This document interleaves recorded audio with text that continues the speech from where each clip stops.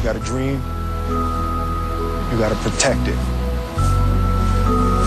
People can't do something themselves. They want to tell you you can't do it.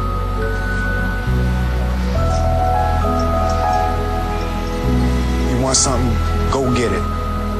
Period.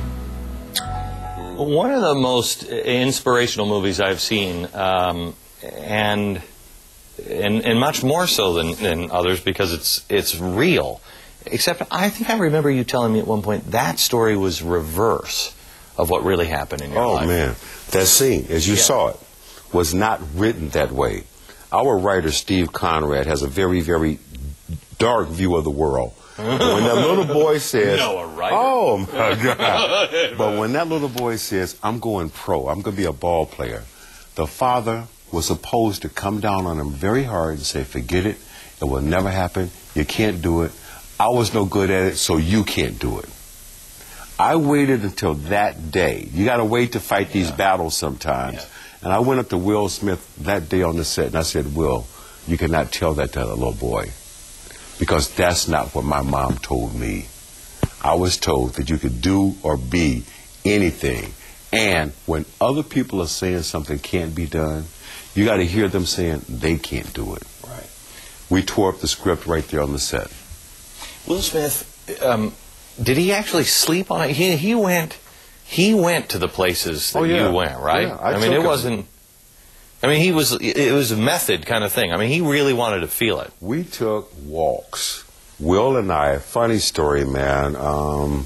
Will Smith, biggest movie star in the world, cannot go any place without a 4-man security detail.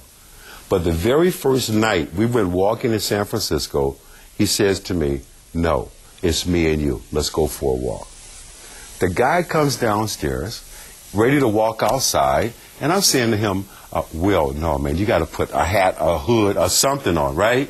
Goes upstairs, gets his son's baseball cap, comes downstairs, now he looks more like Will Smith.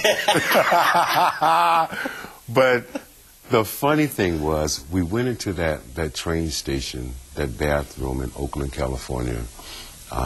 He wanted to see it. I took him in. I only have to be there a second, Glenn. Yeah. I've seen it enough. I know. But he said, "No, leave me here." Was that your low point? Was that absolutely. bathroom floor? Absolutely. Look, no place else to go with a baby tied on your back, and you got to get up and go to work in the morning. When you were in that scene, were you crying for you, or were you crying for your son? You know what? I was crying for both of us, but I, many, many years later, realized partially those were tears of joy, because I was not going to let anything separate me from my son. When we finally did another TV show, my son said something, Glenn, that turned out to be the second most important thing he's ever said in his life. He was asked, "What do you remember about this point in your life?" And what he said was, "All I remember is every time I looked up, my father was there." Wow. We'll be back in just a second.